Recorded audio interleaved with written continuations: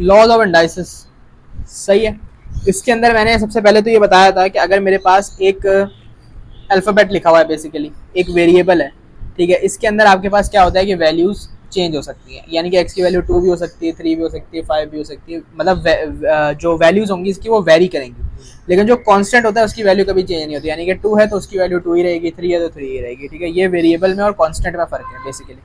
उसके बाद मैंने बताया था कि अगर कोई वेरिएबल हो और उसके ऊपर कोई नंबर लिखा हो, तो जो ऊपर नंबर लिखा होता है उसको हम कहते हैं पावर, और वो जो पावर जिस वेरिएबल पे लगा हुआ होता है वो उस पावर की बेस हो जाती है, सही है। इसी तरीके से मैंने बताया था कि अगर किसी कांस्टेंट पर भी कोई नंबर लगा हो तो वो उस कांस्टेंट की पावर होगी, और वो कांस्टेंट जो है उस पावर के लिए बेस बन जाएगी, ठीक है। इसी तरीके से अगर कांस्टेंट, वेरिएबल और पावर तीनों चीज़ें साथ लिखी हो तो बेसिकली ये आपके पास पावर हो गई, ठीक है, ये उस पावर की बेस हो गई, और इस वेरिएबल का ये जो कांस्टेंट है ये कोफिशिएंट हो गया, ये बताया था मैंने। अच्छा, अब लॉस की बात करते हैं। तो हमारे पास जो इंडाइसिस का सबसे पहला लॉ है वो ये कहता है कि अगर आपके पास बेसिस सेम हो और बीच में साइन मल्टीप्लाई का हो तो आप क्या कर दो, दोनों पावर्स को ऐड कर दो, ठीक है। जैसे कि यहाँ पर x square multiply by x cube है। अब यहाँ पर हमारे पास बेस जो है वो सेम है, तो हम क्या कर देंगे, पावर, और बीच में मल्टीप्लाई का साइन है तो पावर्स को हमने ऐड कर दिया, x5 आ गया, ठीक है। दूसरा लॉ ये कहता था कि अगर हमारे पास बेसिस सेम हो और क्या कहते हैं बीच में साइन डिवाइड का हो तो आप क्या कर दो, पावर्स को सब्ट्रैक्ट कर दो, तो यहाँ पर मैंने 5 और 3 को माइनस कर दिया, x पर आंसर आ गया। थर्ड लॉ ये कहता है कि अगर आपके पास बेसिस डिफरेंट हो, ठीक है, मगर पावर सेम हो और बीच में साइन मल्टीप्लाई का हो, तो आप बेसिस को मल्टीप्लाई करके पावर बाद में लगा सकते हो। तो जैसे कि मैंने यहाँ पर एक इसकी एग्जांपल दी थी कि अगर आपके पास 2 स्क्वायर मल्टीप्लाई बाय 3 स्क्वायर है, अब देखो यहाँ पर पावर सेम है लेकिन बेसिस जो है वो डिफरेंट है, तो मैंने क्या किया, 2 मल्टीप्लाई बाय 3 किया, 6 आ गया, 6 का स्क्वायर कर दिया, 36 आ गया।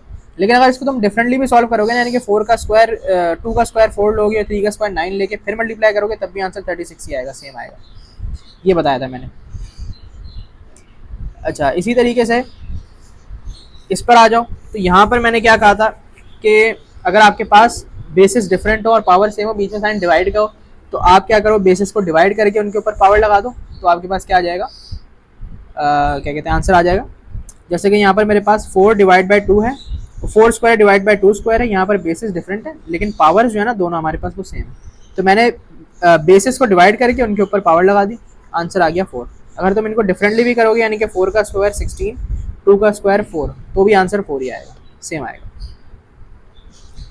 पांचवा लॉ ये है कि अगर आपके पास एक वेरिएबल हो, उसके ऊपर कोई पावर लगी हुई है और उसके ऊपर फिर ब्रैकेट पे एक और पावर लगी हुई है, यानी कि पावर पे पावर लगी हुई है, तो जो बाहर वाली पावर होगी वो अंदर वाली पावर के साथ मल्टीप्लाई हो जाएगी, ठीक है। इसी तरीके से अगर किसी के ऊपर नेगेटिव में पावर लगी हुई है तो आप जब उसका रेसिप्रोकल करोगे, यानी कि 1 अपॉन द वेरिएबल करोगे, तो पावर पॉजिटिव हो जाएगी। इसी तरीके से अगर नीचे नेगेटिव है ना, जैसे कि अगर ये ऐसे होता, तो जब आप इसको ऊपर लेके जाते ना तो फिर ये पॉजिटिव हो जाती है। सातवां लॉ ये है कि अगर किसी भी नंबर की पावर 0 हो तो वो हमेशा 1 के बराबर होगा, चाहे कोई भी नंबर हो, 7, 1.5, 1/9, -2, कैसा भी नंबर हो, उसकी पावर 0 है तो आपके पास आंसर हमेशा 1 आएगा। इसी तरीके से अगर 1 की पावर कुछ भी हो तो आंसर 1 ही आएगा, ठीक है। सिमिलरली अगर आपके पास रेडिकल हो, ठीक है, यानी कि इस तरह से √2 लगा हुआ है, तो जब ये √2 इक्वल्स टू की दूसरी तरफ जाएगा ना तो ये 1/2 बन जाएगा। यहाँ पर √3 लगा हुआ है, तो जब ये दूसरी तरफ जाएगा इक्वल टू की, तो ये यहाँ पर 1/3 बन जाएगा। ये √4 के लिए भी यही चीज। 10वां और आखिरी लॉ ये है कि अगर आपके पास जो है, हाँ, ये तो वही हो गई बात 9 वाली।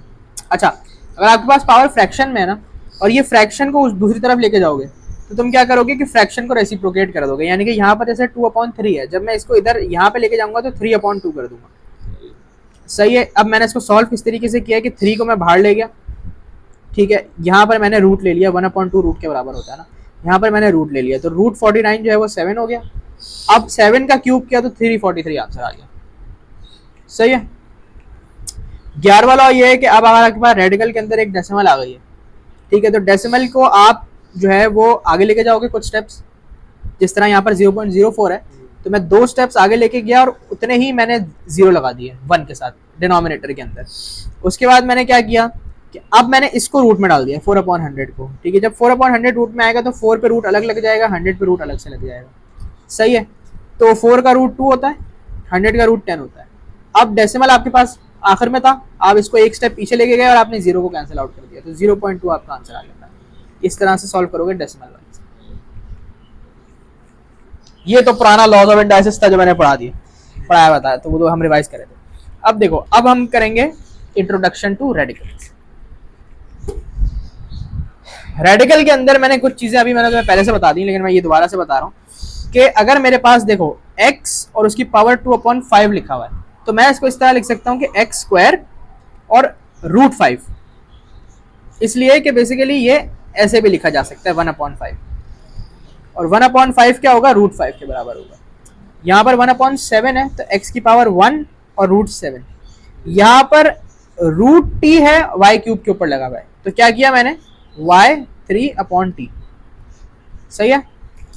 इसी तरीके से अगर किसी के ऊपर क्यूब लगा हुआ है, 125 पे क्यूब लगा है और मुझे इसको सॉल्व करना है, तो मैंने बताया था फैक्टराइज करने वाला तरीका, ठीक है, कि आप क्या करोगे, सबसे पहले तो 125 के फैक्टर्स बना लो। अब 5 जो है 25,125 होगा, फिर 5 5,25, फिर 5 बन, ये 3 5 आ गए। इसको 125 की जगह मैं लिख सकता हूँ 5³ इसके ऊपर लगा दिया क्यूब रूट, ये रूट और क्यूब आपस में कैंसिल आउट हो गए, तो आंसर हमारे पास इसका आ गया 5 5।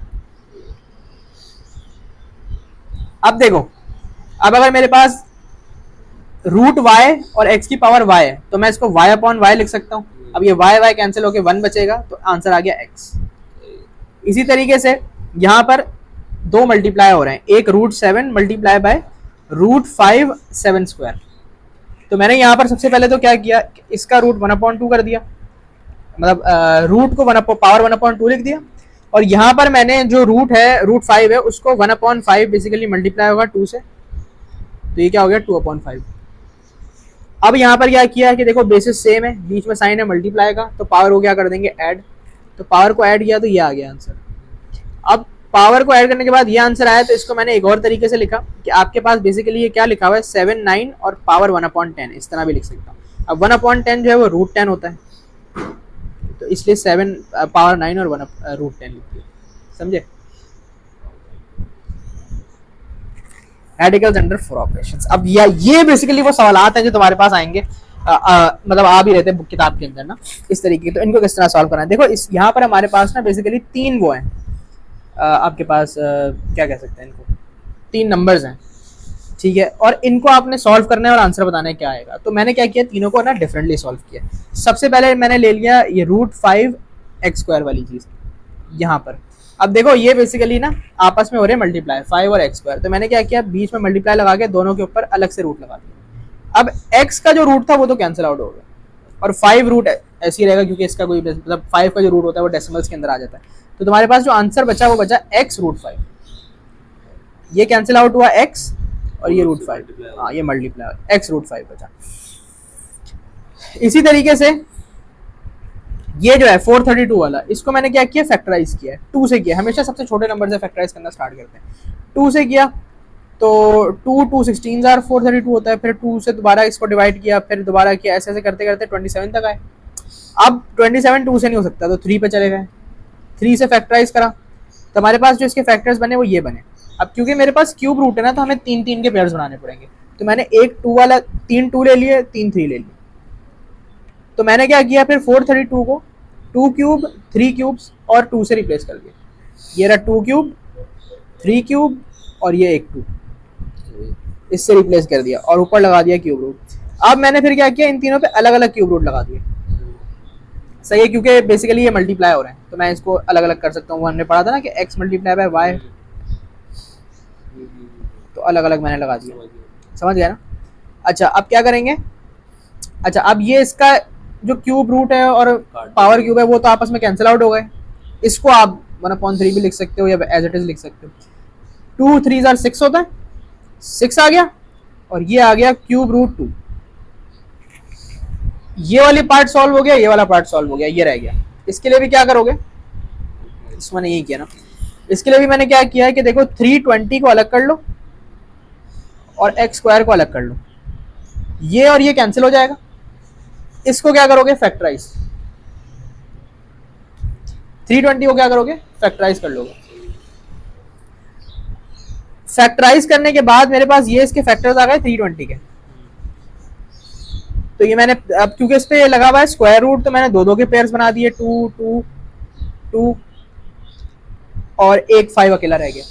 फिर मैंने क्या किया, इन तीनों पे डिफरेंटली अपना स्क्वायर रूट लगा दिया कि 2 स्क्वायर, फिर 2 स्क्वायर, फिर 2 स्क्वायर और फिर एक 5 अकेला, उसके साथ ये यहाँ पे x भी आएगा।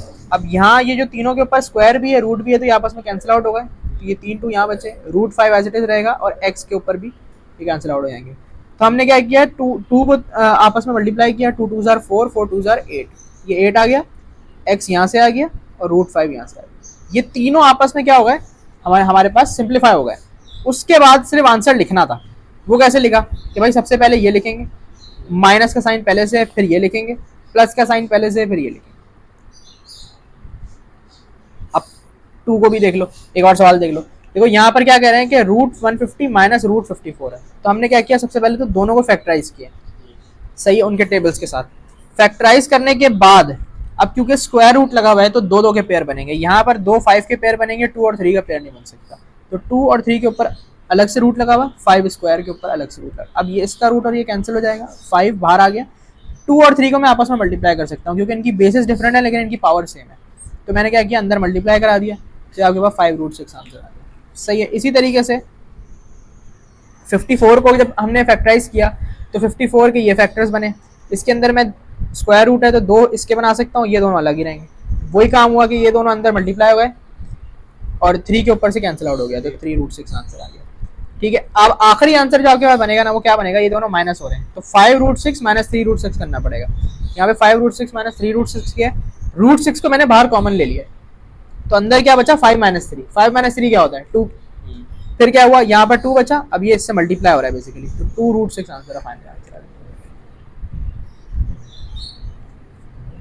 ये एक एग्जांपल और भी है। यहाँ पर बेसिकली क्या हो रहा है कि ये दोनों मल्टीप्लाई हो रहे हैं, तो मैंने क्या किया कि इन दोनों को मल्टीप्लाई कर दिया क्योंकि पावर सेम है ना। तो 18 2 जार 36 होता है और x multiply by x square हो जाता है। 36 x स्क्वायर आ गया रूट के अंदर। अब दोनों के ऊपर जब तुम सेपरेटली रूट लगाओगे ना, तो 36 का रूट होता है 6 और x स्क्वायर का x होता है। ये आंसर आ गया। अगर ये डिवाइड हो रहे हैं दोनों, अब देखो सब एक एक केसेस सारे हो गए। ये यहाँ पर नेगेटिव और पॉजिटिव दोनों है, यहाँ पर सिर्फ माइनस हो रहे हैं, यहाँ पर मल्टीप्लाई हो रहे हैं, अब यहाँ पे डिवाइड हो रहे हैं। डिवाइड के लिए तुम ये कर सकते हो 3 1 जार 3 2 जार, ये तो कर दिया। उसके बाद जो 45 और 5 है ना, उसको मैं डिवाइड करके पावर लगा सकता हूँ दोनों के ऊपर, क्योंकि इंडाइसिस का भी हमने लॉ पढ़ा कि बेसिस अगर डिफरेंट हो और आपके पास पावर सेम हो तो आप पहले बेसिस को डिवाइड कर सकते हो। तो हमने क्या किया, बेसिस को डिवाइड करवाया, 45/5 9 होता है। 9 का जब रूट लोगे 1/2 रूट होता है, तो 3 आंसर आएगा, 2 3 जार 6, ये 6 फाइनल आंसर आ गया। रैशनलाइजेशन, रैशनलाइजेशन जो है ना, अब इसको समझो। देखो पता है रैशनलाइजेशन में क्या होता है, हमारे पास रैशनलाइजेशन एक टेक्निक है। ये टेक्निक बनाई इसलिए गई थी ताकि डिनोमिनेटर से रूट हटाया जा सके। सही है, डिनोमिनेटर में रूट ना रहे, न्यूमिनेटर में ही रहे रूट। तो अब देखो जैसे कि मेरे पास 7√3 है, अब इसको मुझे रैशनलाइज करना है, तो मैं पता है क्या करूंगा, मैं √3 से मल्टीप्लाई कराऊंगा ऊपर नीचे दोनों, क्योंकि जब हम एक नंबर को नीचे मल्टीप्लाई कराते हैं उसी को ऊपर भी करवाते हैं। सही है, लेकिन हमारे पास जो फाइनल वो होगा ना, उसको कोई फर्क नहीं पड़ेगा। यानी कि अगर तुम इसका आंसर निकालो और इसका आंसर निकालो ना कैलकुलेटर से, तो बिल्कुल आंसर सेम ही आएगा। क्यों, देखो अगर मेरे पास लिखा हुआ है 1/2, मैंने ऊपर 2 से मल्टीप्लाई करा दिया, इधर भी 2 से, तो मेरे पास क्या हो जाएगा 2/4। अब तुम 1/2 निकालोगे 0.5 आएगा, 2/4 निकालोगे 0.5 आएगा, इससे फर्क कोई नहीं पड़ता।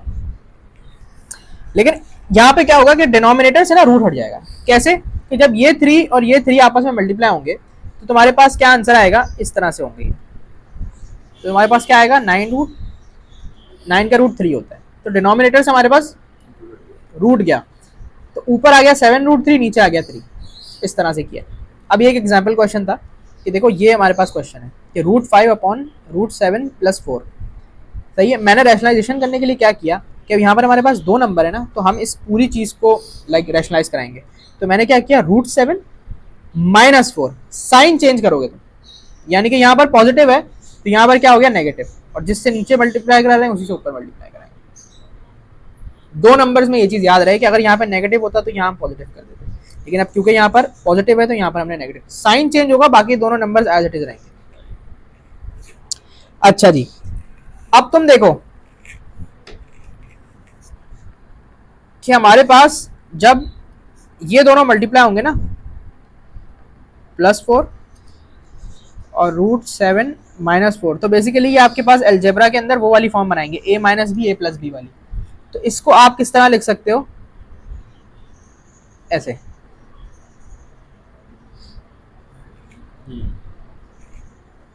ये आ जाएगा 7, ये आ जाएगा 16। तो आंसर आ गया 7 - 16 - 9।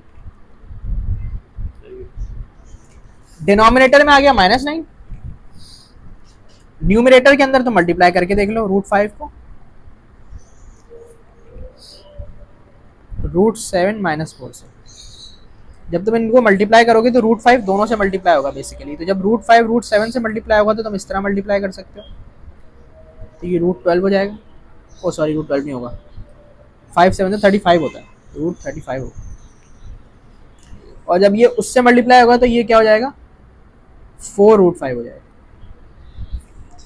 ठीक है, तो तुम्हारे पास न्यूमिनेटर में ये चीज आ गई, डिनोमिनेटर में आ गया -9। तो हमारे पास क्या हो गया, डिनोमिनेटर में से ना रूट हट गया। ये है रैशनलाइजेशन। तो जब भी डिनोमिनेटर में रूट आ जाए तो उसको इस तरह हटाना है, रैशनलाइज करके। सिंगल हो तो इस तरह, और अगर 2 नंबर हो तो फिर साइन चेंज करके। सही है, तो यहाँ पे इंडाइसिस और रिजल्ट